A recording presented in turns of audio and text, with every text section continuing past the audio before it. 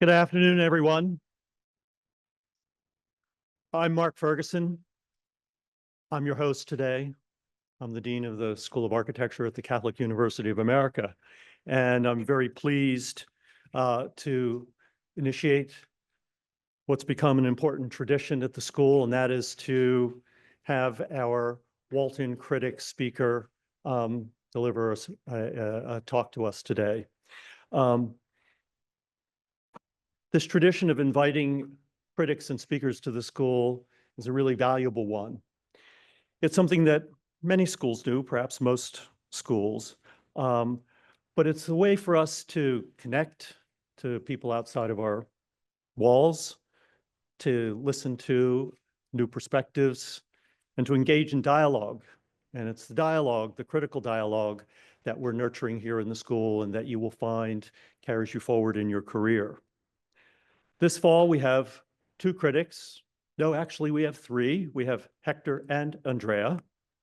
And we have Gary Brewer in this here. So we have critics representing the sacred and cultural studies concentration and the classical architecture and urbanism concentration. This is a terrific opportunity for us to cross-pollinate between those two areas of interest and to listen to the thoughts of the critics and the speakers who've come to address us on these. I'd like you to know that the critics and speakers are here due to the generosity of the school's benefactors. This is something that is supported by all of you who want to give back to the school. This is not something that is a routine endeavor of the university. It's something that we do special here, and it's supported by donors who have had experiences like you're having in the classroom and feel that it's important to give back so that future generations can share that experience. This evening is sponsored by Kathleen Walton, who unfortunately was unable to be with us this evening, and she is intending or has made a gift that will support the Walton Critic in perpetuity. We would like to see the same sort of support for our other concentrations. We're very fortunate to have a donor who is supporting the classical concentration, hence Gary Brewer's presence this semester, and we hope to continue that as well as bring guest critics and speakers in the other concentrations. I'd now like to introduce Anna Romanandrino, our Associate Dean of Undergraduate Studies and our Interim Director of the Sacred Studies and Cultural Studies concentration. Anna will introduce our speaker.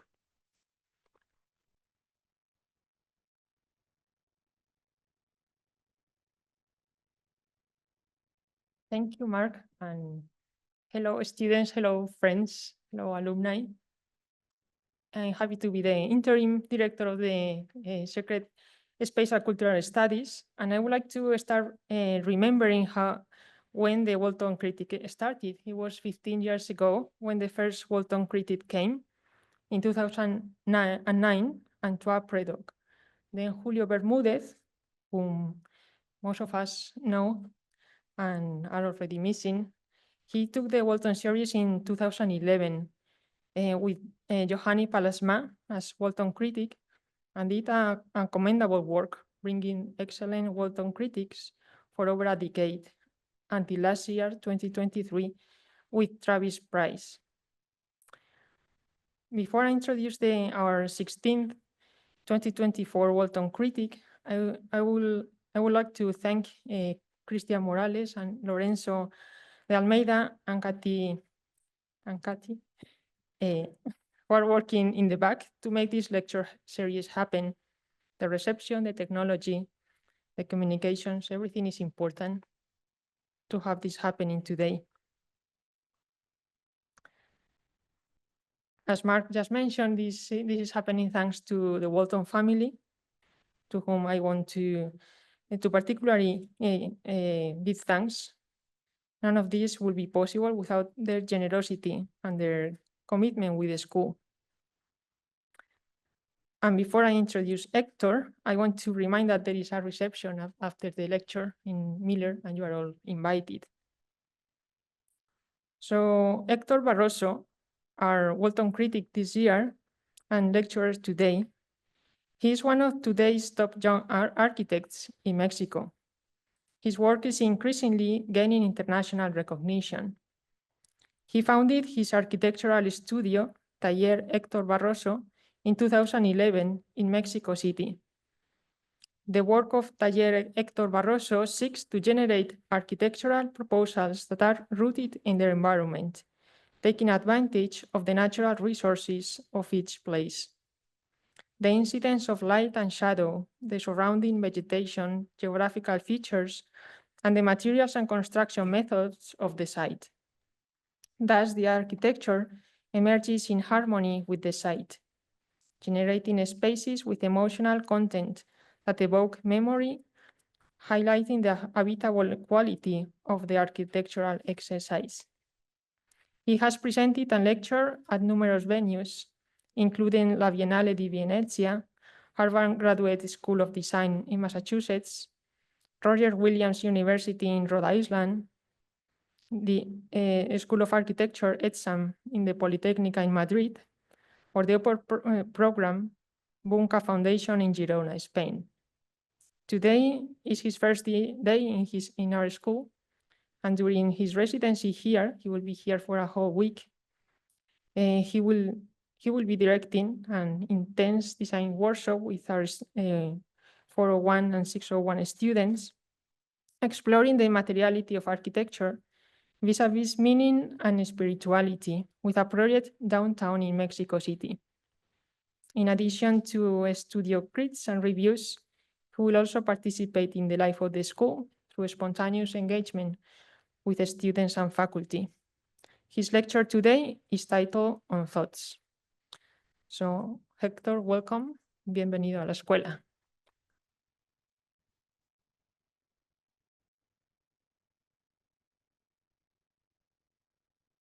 Thank you. I'd like to give a special thanks to Ana, Mark, Lorenzo, and the rest of the faculty that made possible for me to be here today with you. I'm enjoying being here a lot, getting to walk around the city, visiting some interesting places, and having a good time with the students. I'm sorry because I'm gonna have to read the presentation because the thoughts that I've been working and thinking on over the last years and so are I don't want them to get loose on the translation or on the mixed ideas that I might have, because English is not my mother language. So I'm gonna read the presentation, but I hope to get the message as clean as possible as I thought it when I write these ideas and continue doing so as the days go by and the years go by and my research and my knowledge in architecture continues to grow with different experiences such as this one. So thank you all again for being here. I really appreciate it. And well, let's get started.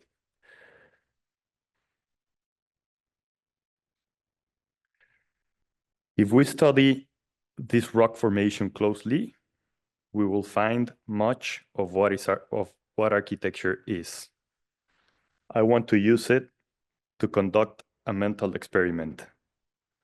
The stone tree we see in the image is the result of abrasion, impact, and attrition of sand carried by the air. The stone has been eroded more at its base than at its crest. And this is due not only by the force which with the wind strikes, but also to the way air behaves with changes in pressure and temperature. As we know, warm air is denser than cold air and tends to rise because the warmer molecules have more energy and are more active. Well, in this rock formation, we can clearly observe the rise of warm breath and the descent of cold air. The air molecules exerting pressure at the base and expanding upwards. The stone, worn down like a column of solid smoke, reveals two constructive forces, perpendicular to each other, that constantly work together in architecture, a compressive force and a distribution or translation force, which can be tectonically translated into two load-bearing elements, the column and the beam. The simplest structure that can be built with these two elements is an opening. The empty space left available for placing an opening. The rock formation we see here in the middle of nowhere is an opening.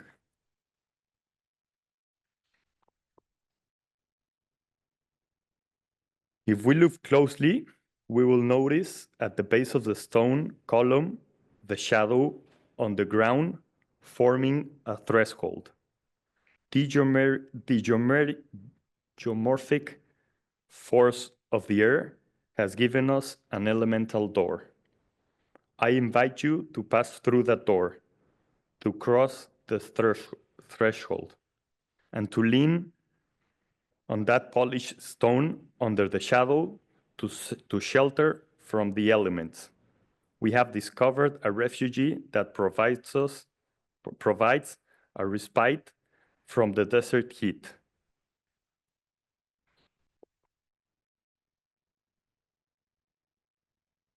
In Greek, the word domos refers to both a house and the roof of a house. This stone residue performs the primordial gesture of a dome, a roof, but also of a house. And what I want us to consider, the principles of domesticity under its shelter.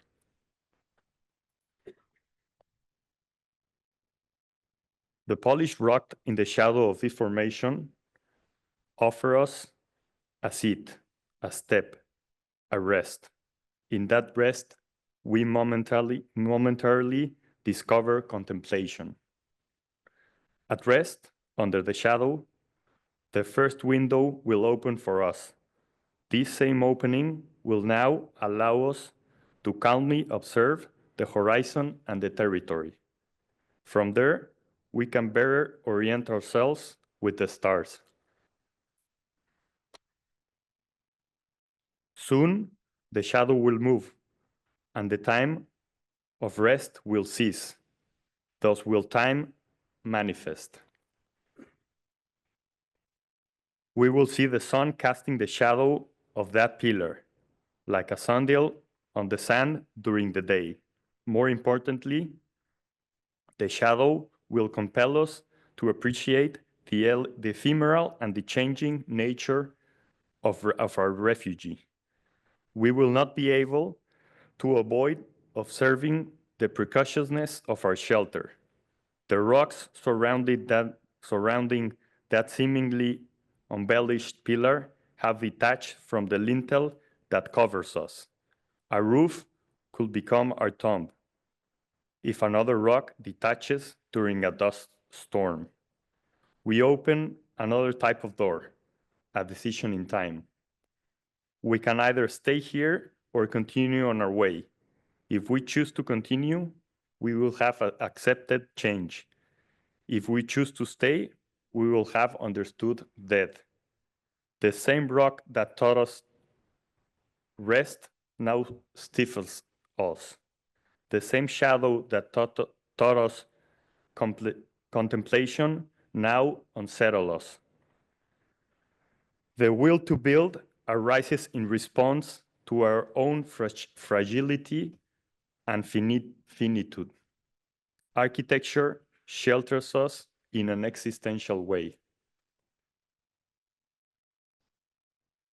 The potential destructive forces in the air sets us to work. We began to gather rocks. The polished stone becomes the base for another column.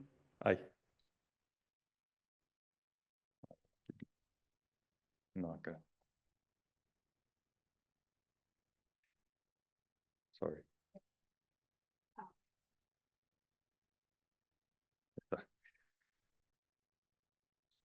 The polished stone becomes the base for another column to return to a more stable dome. The shadow is our first trace. It gives us direction and rhythm. The rear parapet forms a wall. It shelters us from the wind when it's time to tend the fire. We seek stability to contain our lives, habits under this dome, to establish our intention to dwell. With the force of the air, we have built a house. And if you and I sit around the fire, perhaps a home.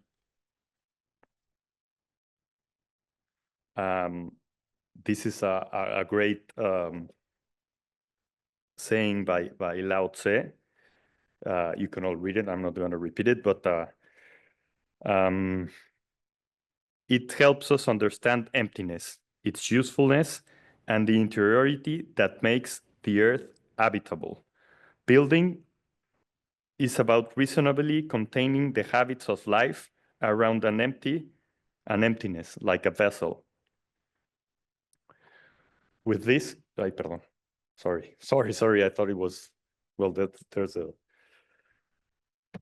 With this house in the air, I've been able to explain the intuitive way I understand architecture, the way I feel and think about it. For me, architecture is working with stone, clay, sand, and with the hands of air. Gently, with constant determination, but remaining sufficiently subtle and humble to respect the emptiness, which allows us to contemplate time and embrace the territory.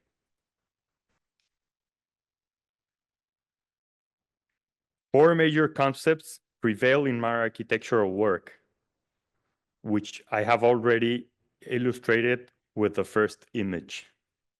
Time, domesticity, territory and materiality, structure and essence. From these four, I want to take you through my projects and share with you my concerns.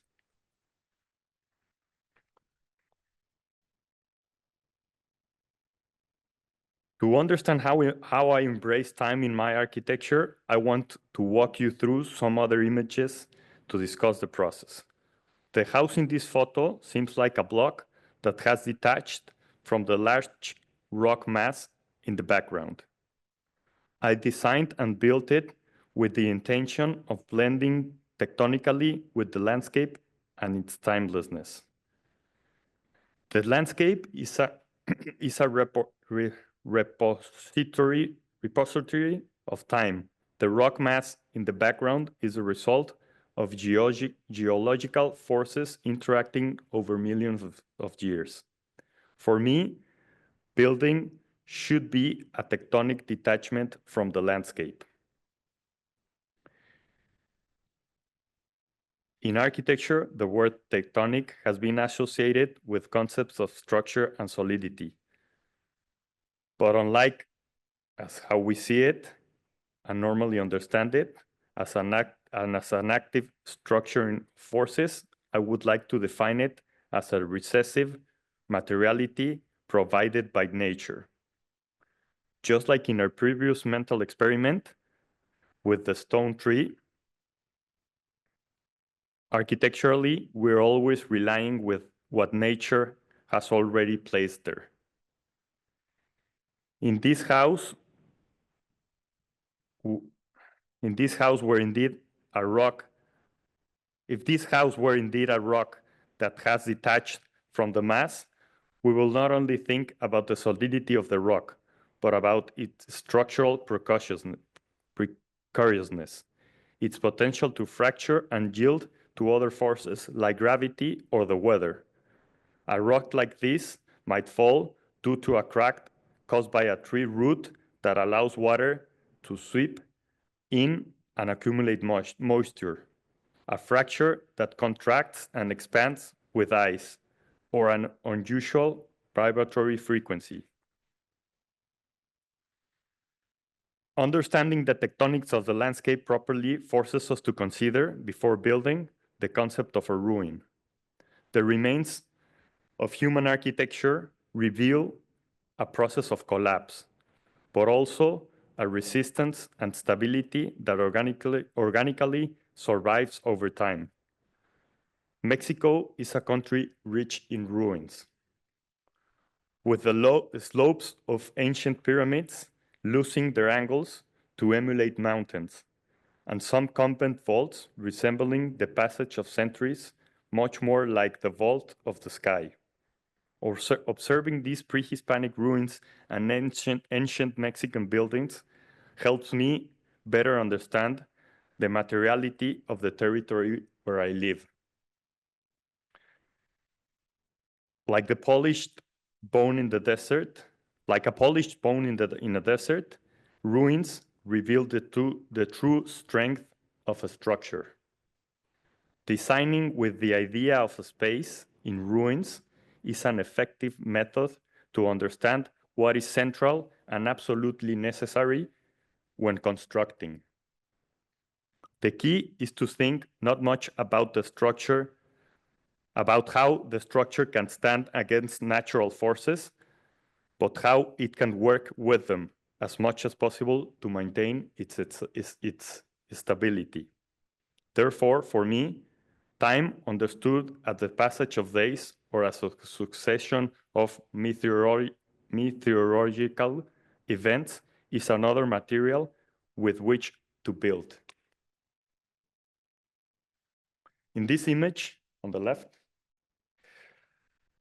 we see up close how the wind has worked on the surface of this rock. On one side, we see the mineral roughness of the material, and on the other, the polished work of the air. We can also observe the mineral oxidation and dislocation in the areas that have been exposed. The texturing of the materials tells us the context in which this stone is immersed, something about the site it occupies and its place in the rock mass. From there, we can understand its material and its architectural identity. When building, I strive not to erase the identity of the materials, avoiding their concealment as much as possible, and accepting them for what they truly are. I work with the textures and patterns that their erosion naturally offers. Designing for me also means anticipating how rain, wind, the sun will change the materials, appreciating the patina of the material, its opacity, and its dullness, allowing the material to be what only time can make of it. I like to work with materials that age well with time, that are stable and require minimal maintenance. I believe that architectural sustainability is rooted in a deep understanding of this. In this photo, we see two identical buildings in Japan, side by side, that interact. In one, we see the patina left by rain and soot. In the other, the new materials. For a Japanese person, the most valuable of these two would be the one on the right, on your right, yeah. While for a Westerner, the more desirable one would likely be the one on the left, which appears new and recently built. Perhaps because the West has not yet fully learned to see what time tells us about its different qualities. Time is not homogeneous. It has air and different atmospheric qualities. Similarly, architectural space should be considered as an evolving process that grows or adapts over time to gradually acquire the qualities of a place through its use and wear. When the function or program of a space becomes too specific, the space can end up becoming more and more of an obstacle than of a resource. Returning to what ruins teach us, much can be learned about what architecture can be if we observe the structures of ephemeral utility, such as a scaffolding and formwork in a construction. The small shed on the left was built by a master building in one of the sites of a building of ours. It was next to my construction, and it really caught my attention as it addresses a temporary habitability issue. In it, I see many of the essential elements of a house expressed in the simplest languages. We see structure, we see the mechanism of a window, and we see a tilted roof. So the air can go through, in and out in both ways. And built with what we had at the site.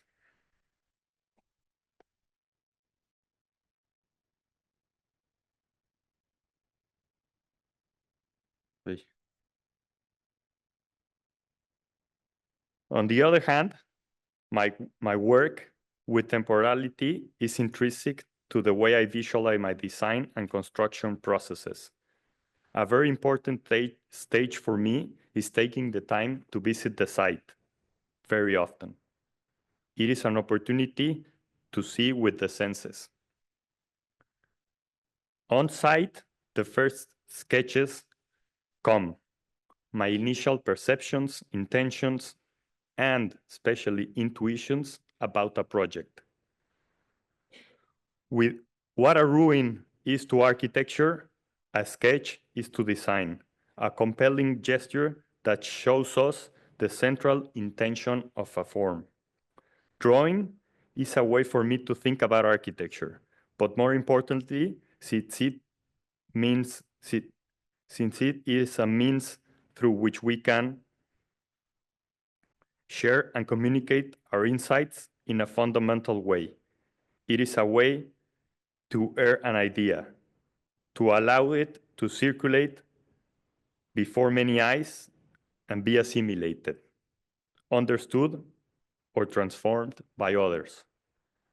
Drawing, to some extent, is working like the wind, sketching an idea until it is polished. The next step in my design process is creating scale models. Building models allow me and my team to test the texture of a project, tactability and spatiality. It is a rehearsal of perception. In the creation of models, we begin to feel the space. Oh, sorry.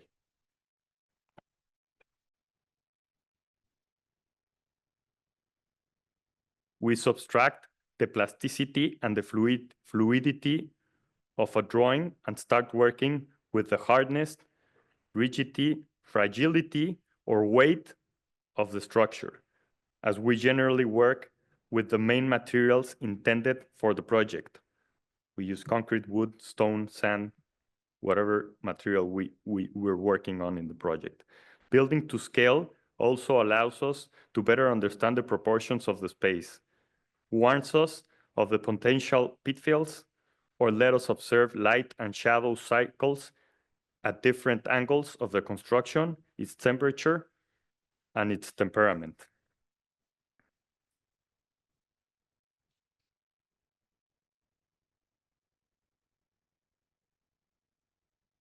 Every construction must receive the breath of life from its users to begin its useful life.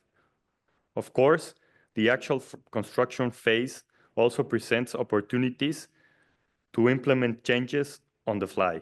Well, at least in Mexico, we can do that. I don't know if here you can be as free as we are, but the master plan is not always set on stone.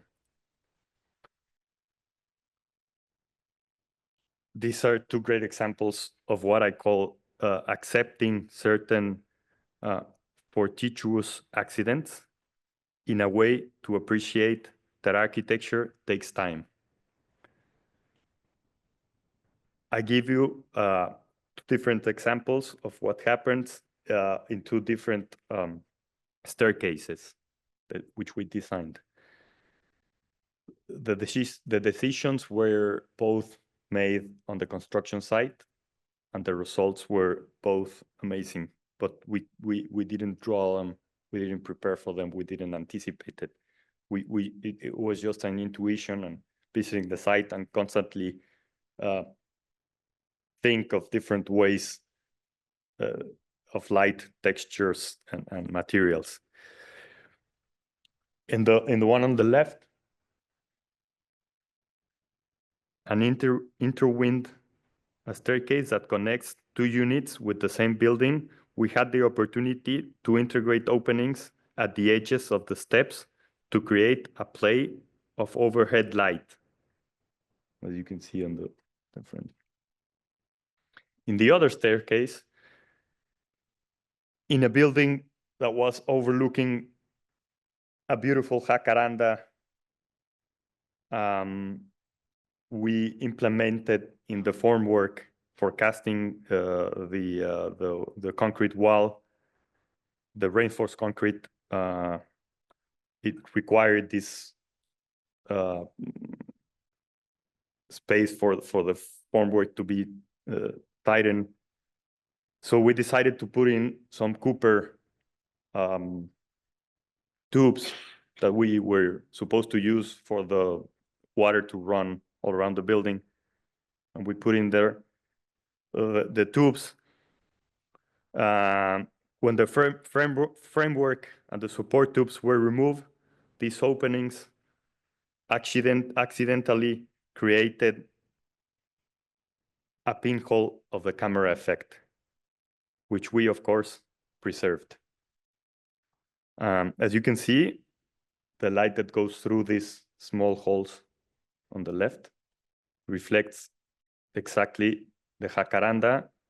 You could even see the bell of the church and the blue sky on top. As a camera effect, it's upside down. But that's a real photo, so you get the pictures of the exterior on the interior wall. In the play of light, you can see the image of the trees. Next, I want to tell you more about the context in which I have developed my architectural practice. Domesticity.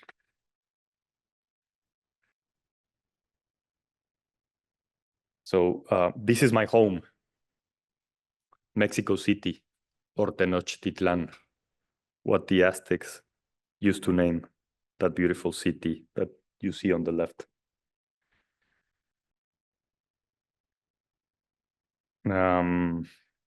It was a vast region of lakes where the Aztec capital, Tenochtitlan, was located. Of course, today, as you can see on the right, the only remains of these lakes in Mexico are a hollow name, and a sea of concrete now stands over a desiccated, highly unstable ground.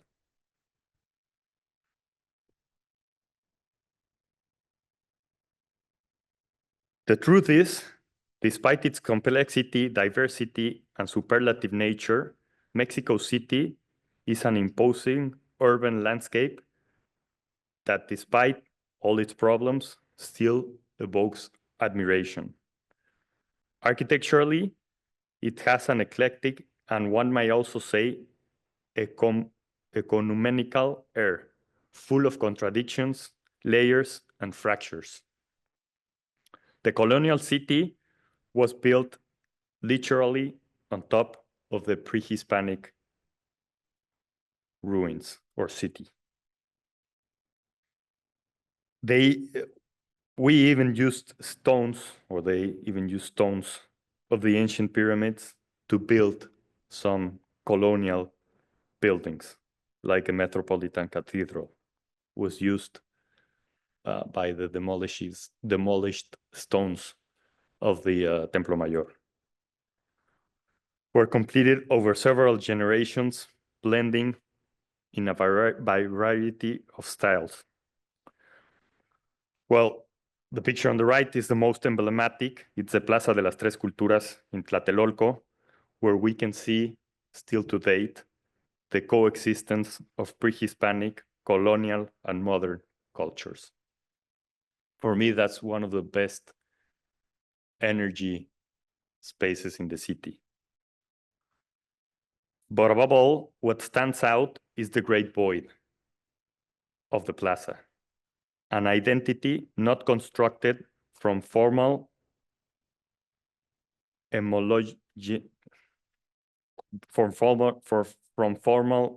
architecture, but around the freedom to be.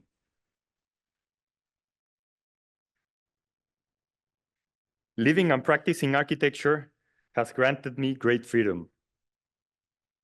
Above all, it has taught me to treat the city as just another natural landscape, because everything in it is organic and vital, hostile, yet very generous. These are some examples of details I gather in my daily wanderings throughout the city. Pictures taken by me of just what I like. These are just a few. I have tons of these pictures all around my iCloud cell phone or whatever, but these are just a few of the things I like about the city: the spaces, the voids, the patios, the doors, how they approach the city, how they interact, how they not. Architecturally, I have focused on understanding domesticity. How do we coexist with and respect a city of this nature? How do we make its daily density livable? How do we harness the powerful flow of the city while keeping our breath safe from its eroding force? In sum, how do we make our home in it? Although we tend toward urban densification, causes the city to grow vertically and living spaces to shrink, I have set myself the task of preserving a sense of home, availability, and domesticity in my designs, regardless of the architectural clutter.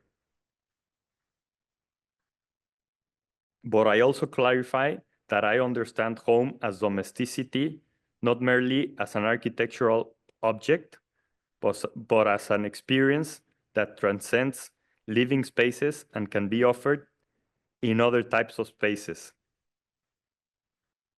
That these are, sorry. The drawing on the left, these are all very simple drawings that I made just to exemplify these ideas. On the left, you see a typical accommodation of the lower plan. Then you see the one on top of each other. They like we used to stack an apartment on top of another. And on the right is the questions that I keep asking myself when designing these architectural projects of how can we, instead of stacking just roofs or apartments on top of another, how can we still maintain the domesticity that I'm so fond of? Okay, here are two buildings with the same intention, domesticity. The context is pretty much the same, even though they're a little bit far away from each other, but they're two similar neighbors in Mexico City.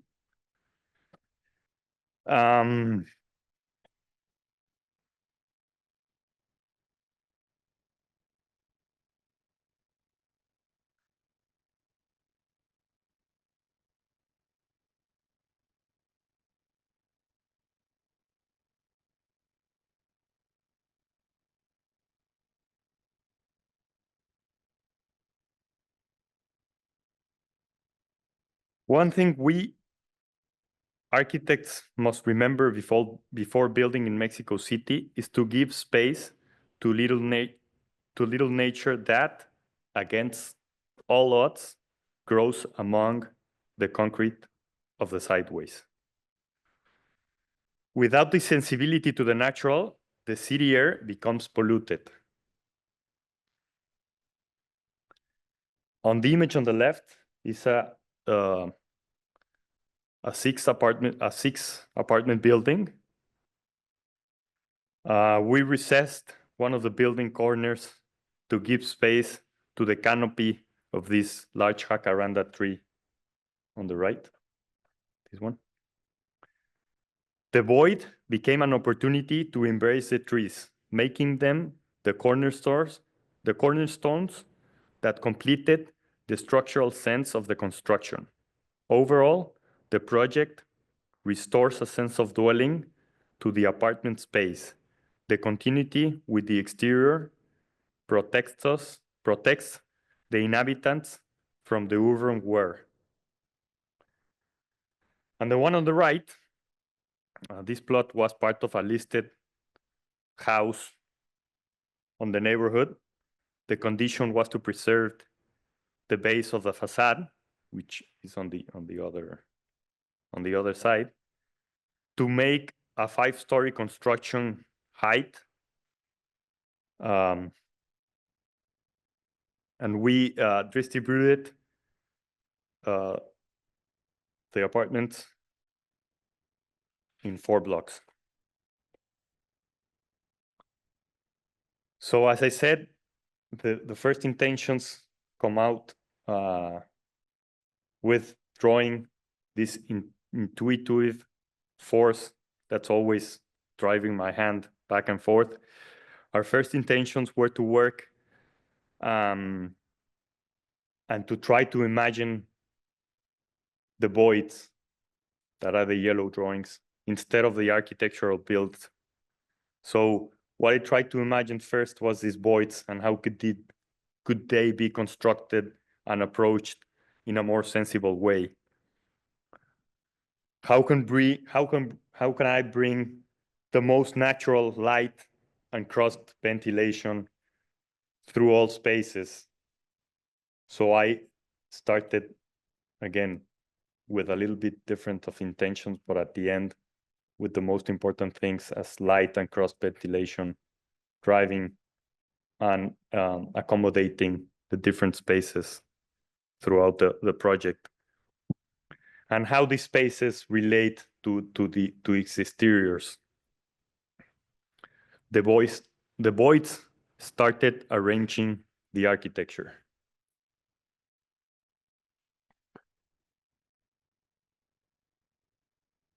Again, approaching domesticity.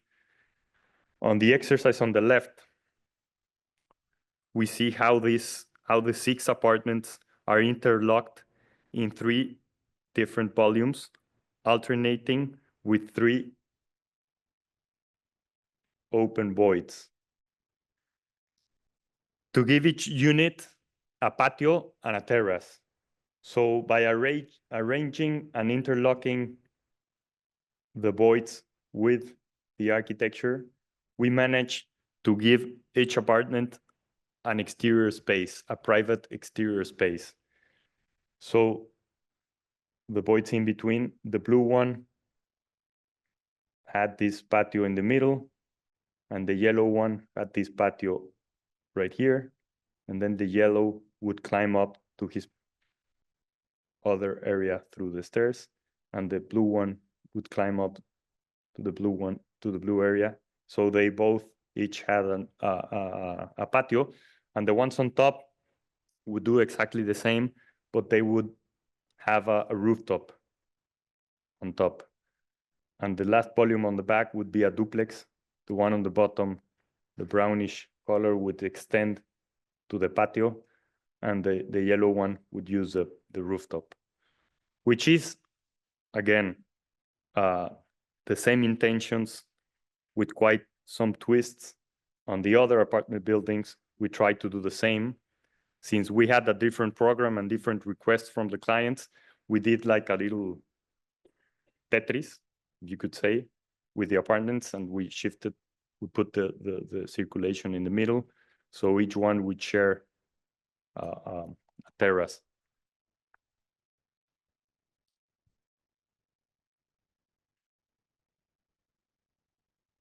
And then again, models helps us understand the voids, the natural light, how ventilation could work through all spaces, cross ventilation.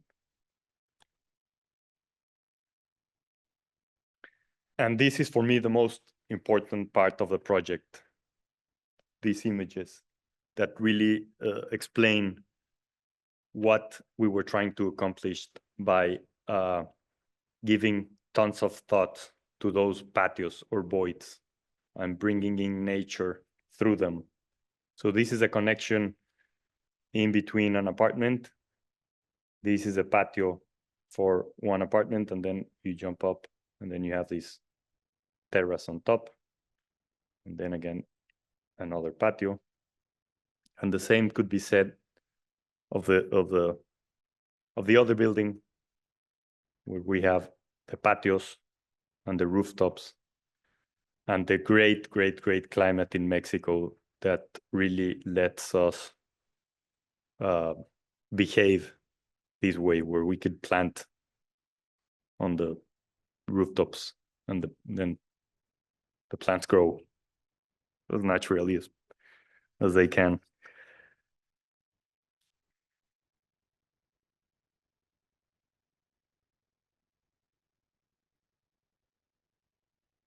Domesticity has a lot to do with the spatial relation we established between the exterior and the interior, with the barriers or edges we put between construction and nature. Internally, open spaces were also crucial. Inspired by the ancient cloisters we so have in Mexico, we thought to make the openings between apartment blocks turn everyday living into a contemplation act.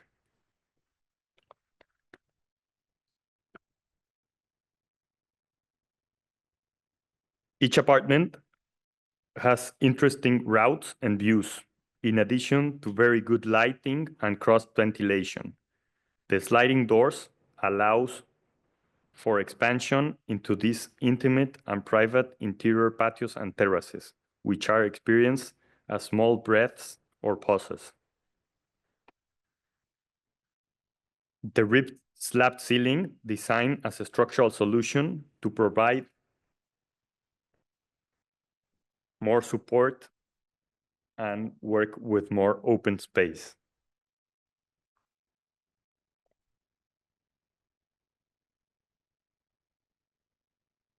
Where needed, window frames were smaller or glassed textured to emphasize a view or to work with intimacy.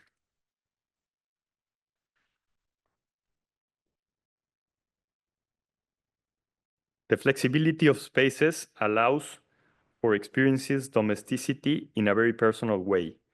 If building is about constructing oneself, these spaces allow a person to build themselves internally through perception and memory. Domesticity is experienced as a refugee and a place of clarity.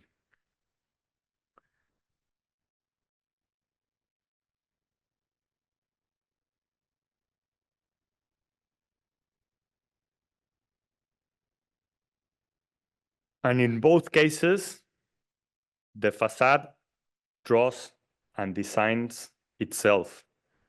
There's no need for us to print and then draw or design a facade, but it is the opposite. The facade is the literal expression of the interior spaces and the relation with the exterior. The oblique views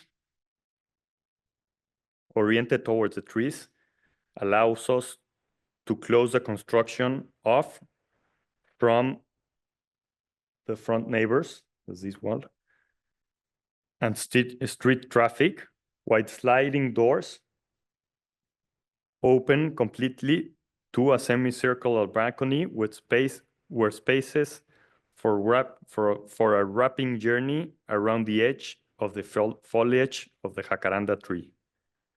The project domesticates an aspect of the street. The spatial relation suggests caring for and adopting the neighboring trees because they are experienced as part of each apartment garden or terrace, although the natural sky is incorporated into the spatial experience of the home. The building preserves its privacy. The facade is an honest and transparent reflection of what happens inside the building. It didn't need to be designed, as I mentioned. It resulted from the relation between the living spaces and the interior voids. It reflects the intent to connect and extend the living spaces to the outside, in patios, balconies, and terraces. And it also reflects the inner life of its inhabitants. How they have appropriated the space and characterized it according to their needs.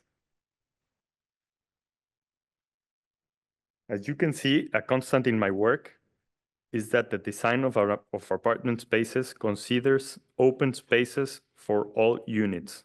For me, the relationship with nature and landscape is crucial to achieving an atmosphere of domesticity, creating a harmonious relation between interior and exterior is central to the sense of home, not only because it ensures good ventilation, but also it allows for the modulation of different light atmospheres.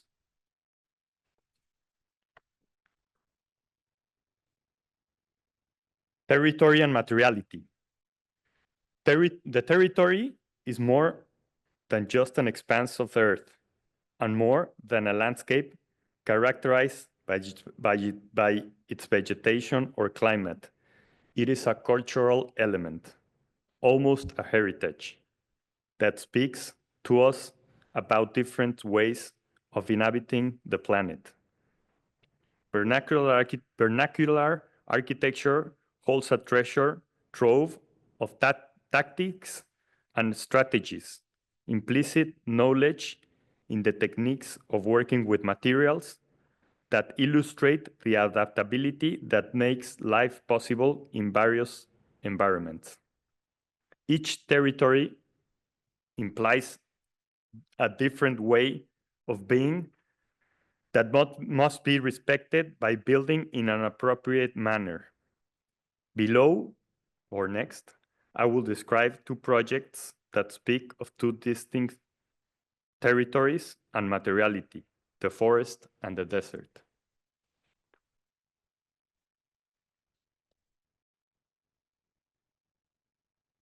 That's Valle de Bravo, a town, a 2-hour drive away from Mexico City, where we had the opportunity to develop 5 homes in a large wooded plot. And this town is very special for me. It brings tons of memories.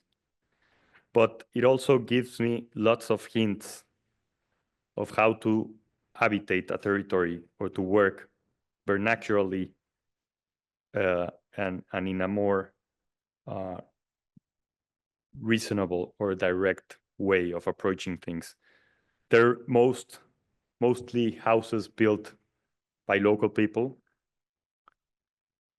They have a closed facade towards the street and these very vernacular architectural things. And this was the site where we were building the project. And the intention was to protect the vast pine forest as much as possible. Some trees were 15 meters in height, by ensuring the construction had a minimal impact or footprint and a good arrangement around those pine trees.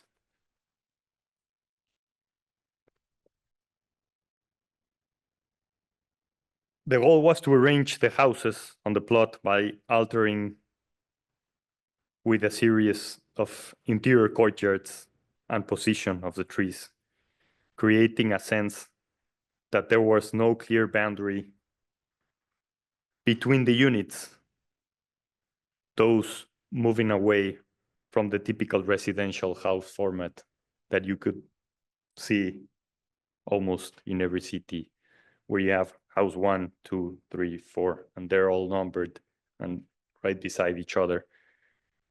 So intentionally, we decided to, not just architecturally speaking, but we also didn't number the houses. We didn't place a doorbell, nor a number, nor anything else. So you have to knock and see if somebody opens it. And then again, you could see there's a public street down here where each owner goes in and parks his car and goes in his house. So this is more of a common ground for everyone. The kids go out and play with the neighbors.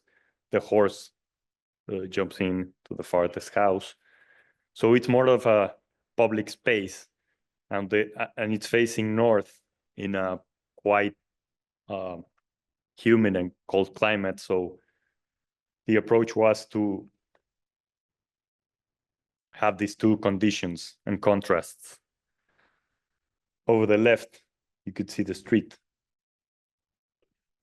So each one of the owners goes through there. So we have a more resemblance with the pictures of the context that I showed you at the beginning, where we have these small voids, and you could not read quite well what's happening inside. We have a more old facade or orientation, and on the right, a more open, and the relation to the exterior gardens, it's quite more fluid. We have the southern sun facing this facade, so what we tried is open it as much as possible so the sun could come in and really become part of the warmth of those interior spaces. So each house pretty much works the same. They all evolve around the central courtyard. There's no hierarchy as a normal house would have, where you have the vestibule and the main staircase. Instead, we have an open floor plan where you could climb different stairs to take you to the second floor. So there's no main stair or main vertical circulation. And as I said, the surrounding landscape was also developed with lots of vegetation accompanying these pine trees as much as they could. And the important thing is that we used the soil that we excavated from the site for the foundations. For the final plaster of the houses or the facades, we all plastered them with the soil from the site. In a way, our main idea was to blend as much as possible, and I think we managed to do a little bit of that with working with the soil from the site. Light, as always, becomes another material element of the construction, as the shadow patterns transform the atmosphere of the houses through the day and the seasons.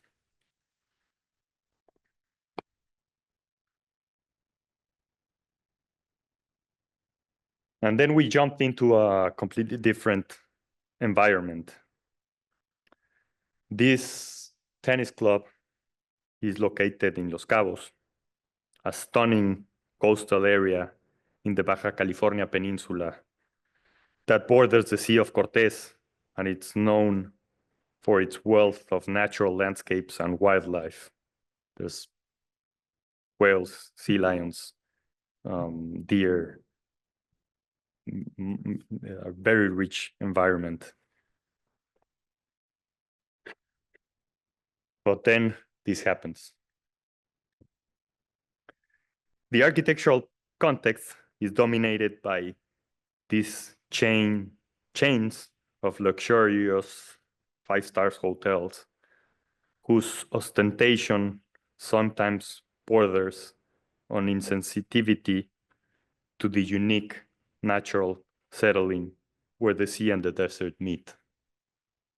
And this is very shameful because it has happened to almost all the coasts around Mexico, where we, first of all, privatize the beach entrances, which is a very sad thing. And we build barriers in between, which are these horrible hotels' walls. So that was a big impression for me as I visited, and I continue to visit that amazing place, which is truly this. And these were the site conditions.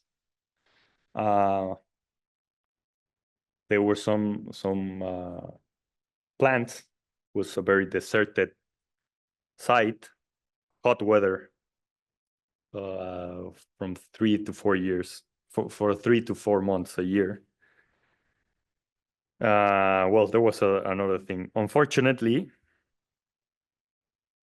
this sort of Mexican Las Vegas has not only overtaken the public beachfront of Los Cabos, but has completely distorted the cultural landscape of the area.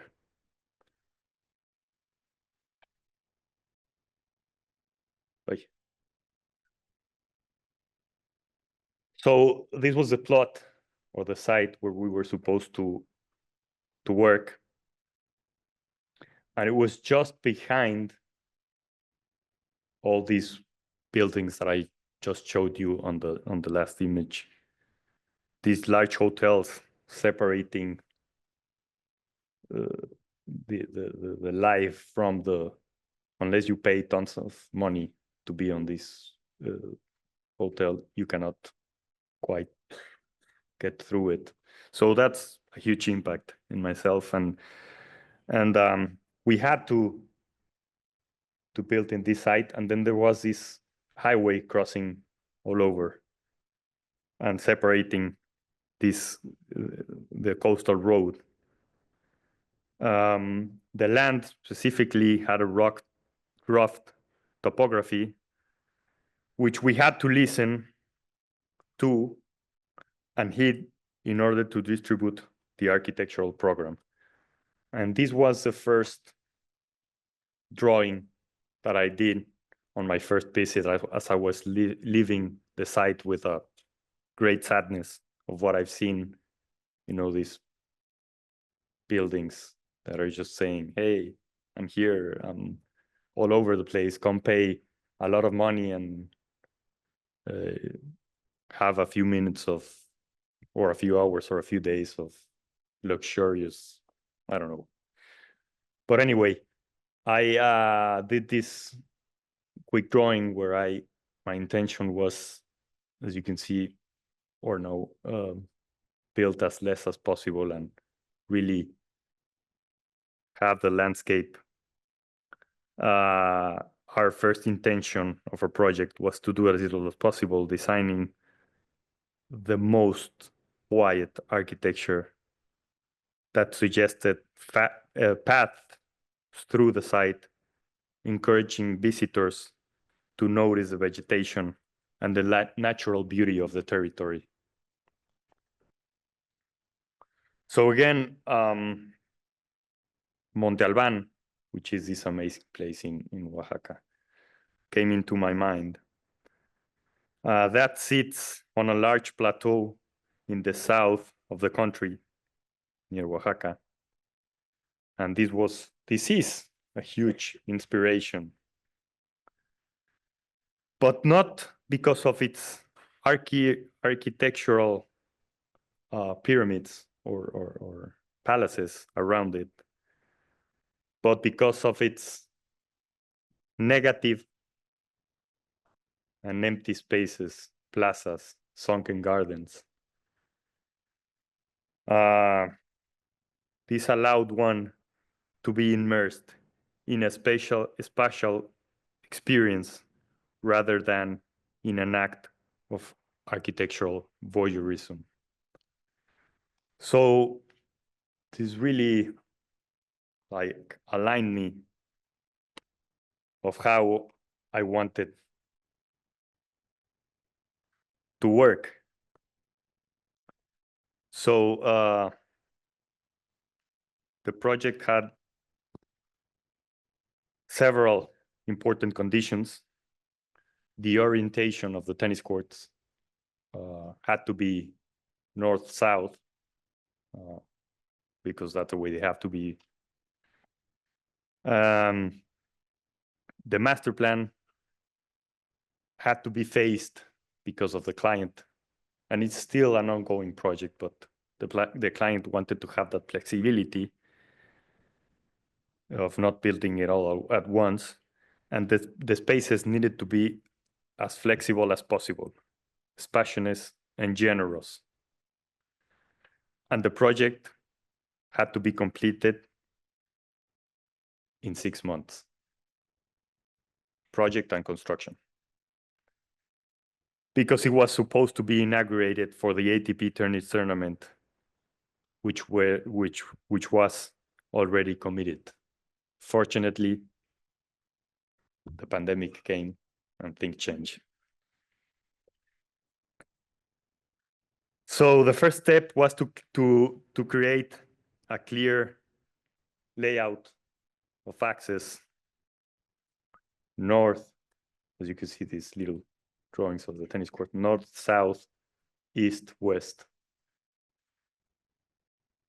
And in these intersections where no north, south, east, west met, architectural buildings started to emerge. We gave this path or plaza, we named it the Oasis because it took you from one part of the project to the other, right, around this vegetation and accompanied by these rammed earth walls all along the way. And the tournament, since it's in midsummer, the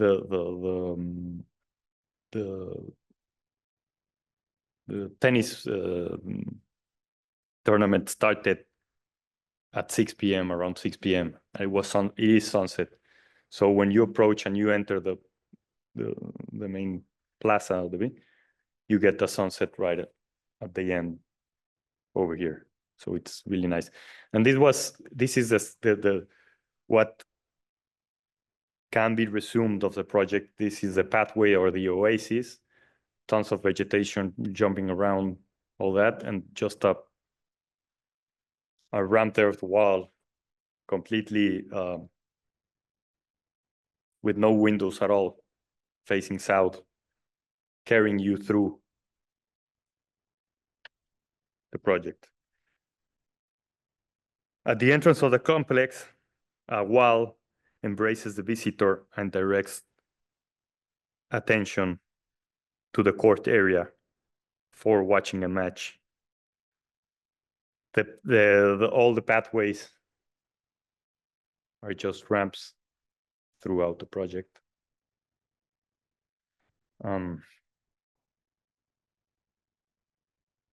So this was as simple as we could be, building with what we had at hand, and what could easily be achievable in a short period of time, and what will age in the best way possible through the years. So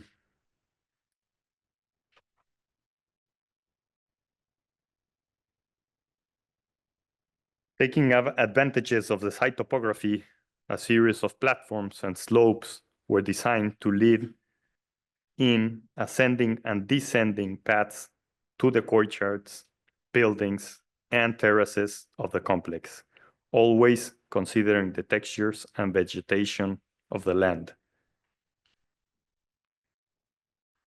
You could see here that there's two conditions, again, because of the climate and orientation as the last project. The ones here, we worked in the opposite way. The ones facing the north would be a more open glass facade, and the ones facing south would be a more massive, windowless facade, because we wanted to block the south sun, because it's really unbearable during some times of the year in this desert heat, which can reach a little bit over 35 degrees Celsius, which we 115 here, I think. I don't know. Get lost in those translations. So this is again a simple drawing that I made in the process. So this will be the south-facing facade, which will be completely blocked, and then the spaces will be open to the north, and then the gardens and the views will come and merge into one another.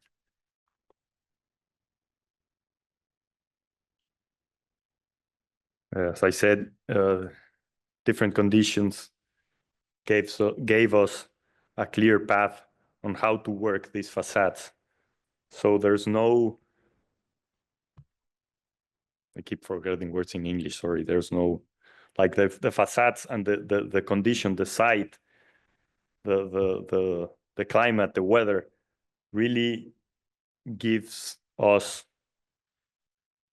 hints of which way should all the architecture be treated.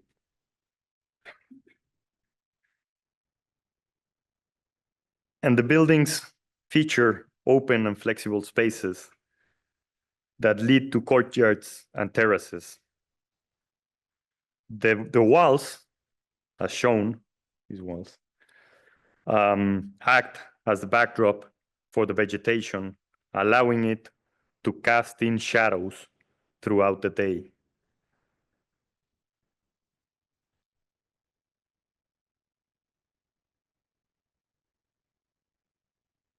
And then the intentions, again, of working and expanding these interior spaces through terraces, through porticos, and really be able to leave these exterior spaces just with the wind blowing through it and just enjoying a simple shadow. And throughout these big masses of rammed earth, we have these interior courtyards that give us the opportunity to work with cross ventilation in a more sustainable way.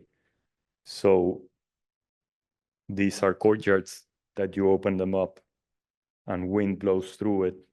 And sometimes, not always, but sometimes you can turn off the AC and really enjoy the breeze throughout the process.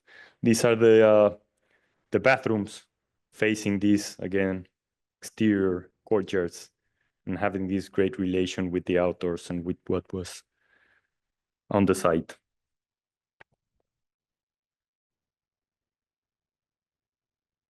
We aimed for the walls to be unobstructedly non-prominent and unremarkable, serving as a backdrop to all the activities and events in the space.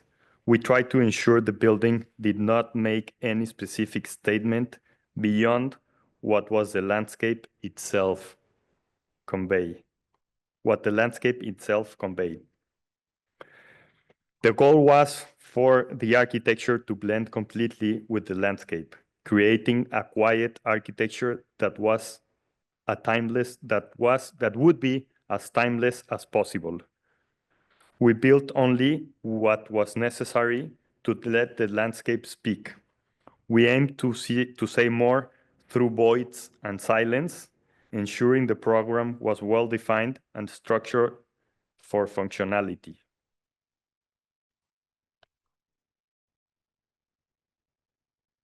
One of the courts was placed in an excavated space, like a crater, somewhat emulating the Mayan ball game.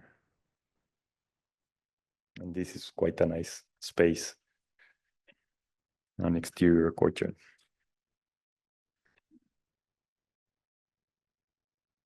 And last but not least, structure and essence.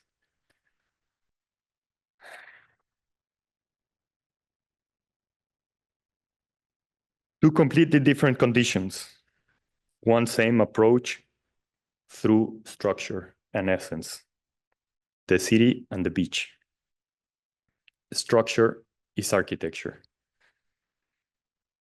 The building on the left is an apartment building in Mexico City's Condesa neighborhood. And the one on the right, it's a simple structure standing on the beach in Puerto Escondido, Oaxaca. And as I said, there are two different conditions, but the same approach through architecture. And they're mainly structure. This structure gave way to space and distribution.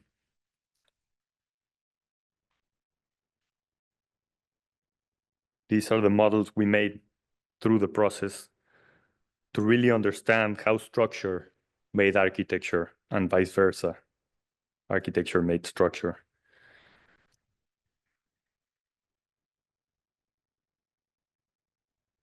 Since you start assembling the first structures, architecture appears. It is there. It becomes everything.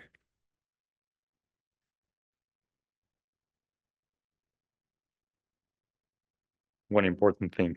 The one on the left is a wooden structure, and the one on the right is a concrete structure. And of course, there's no necessity to cover it afterwards.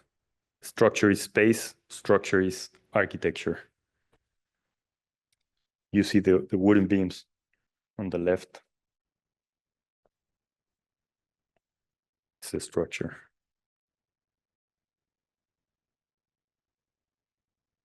It belongs, and it is the most special part of the whole.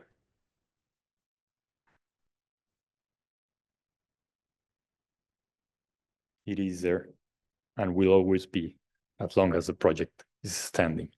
But it's plain, simple structure that gives way to this spatial atmosphere.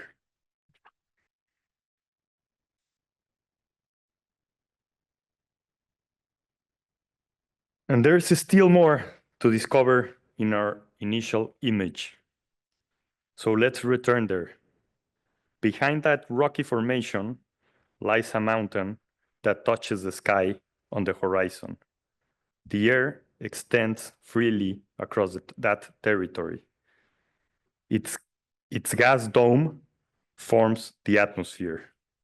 That layer surrounding the Earth and shielding us from the solar radiation. Air is tasteless, transparent, odorless, and colorless. It enables life through respiration, pollination, and photosynthesis. It disperses light and sound. It generates wind currents that condense clouds clouds, and hurricanes, winds that determine the latitude of forests, deserts, jungles, and tundras. The air around us is the dome of our home. It reflects solar rays, making the sky blue. We are the blue planet. Building is about preserving as much as possible that blue. Thank you.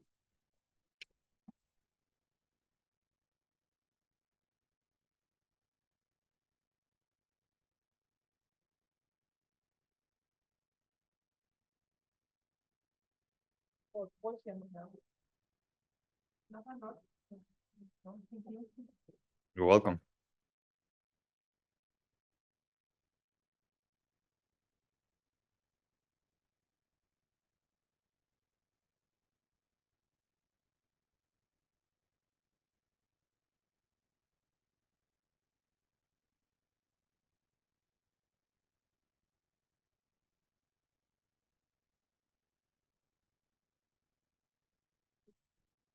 Hello.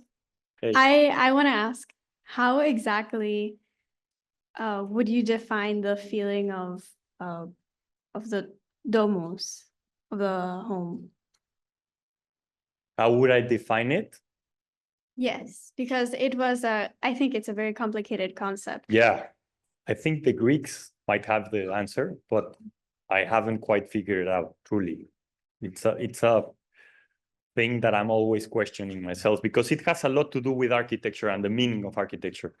And I also can't define that what for me is architecture because it continues to provoke and evolve on me different things throughout the years, throughout the experiences. So I haven't completely, but it's just a shelter, protection. Oh, so do you think that architecture should just shelter or should it evoke a connection with nature or any connection with anything? Yeah, it should should. connect. We should connect because if we build walls instead of connecting, well, we can see what happens. We start raising flags and whatever, no? But yeah, we should definitely embrace, connect, invite. Thank you.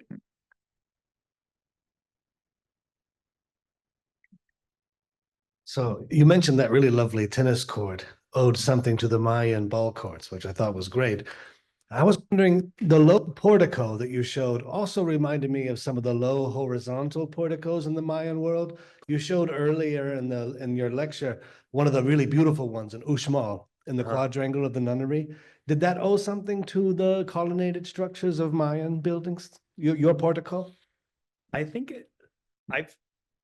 I've been visiting those sites tons of times throughout my my life because every time I go back, I get impressed again and again and again. You never cease to get impressed. So in a way, I don't think they're literally reference in, but I'm sure that intuition that I'm so fond of, that intuition that I really like to work with, it's full of those, cultural visits and, discussions and what I see over there. And I'm sure it's full of that. So I think it comes every now and then, again and again and again. So yeah, you're welcome.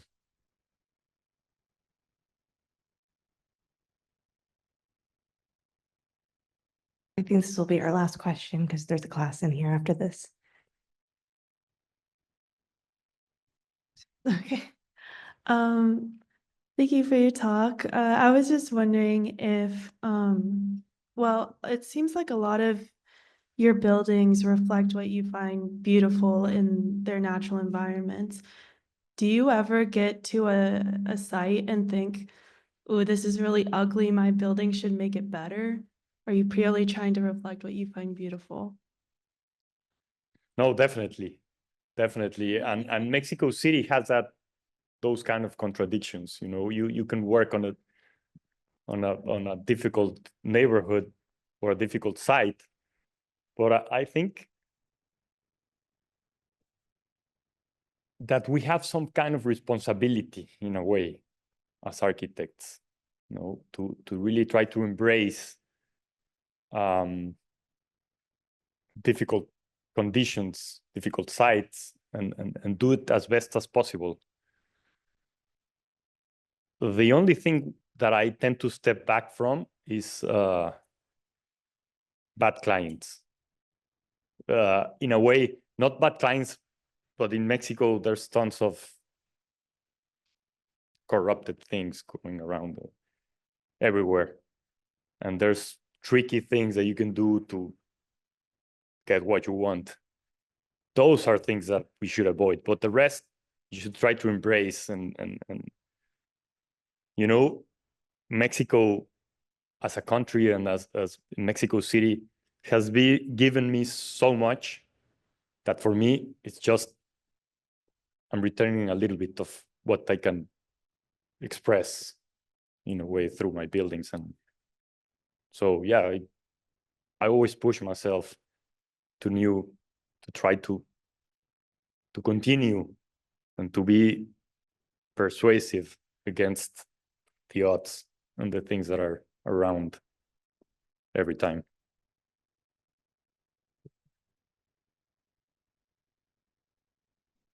Thank you. Thank you. Thank you very much.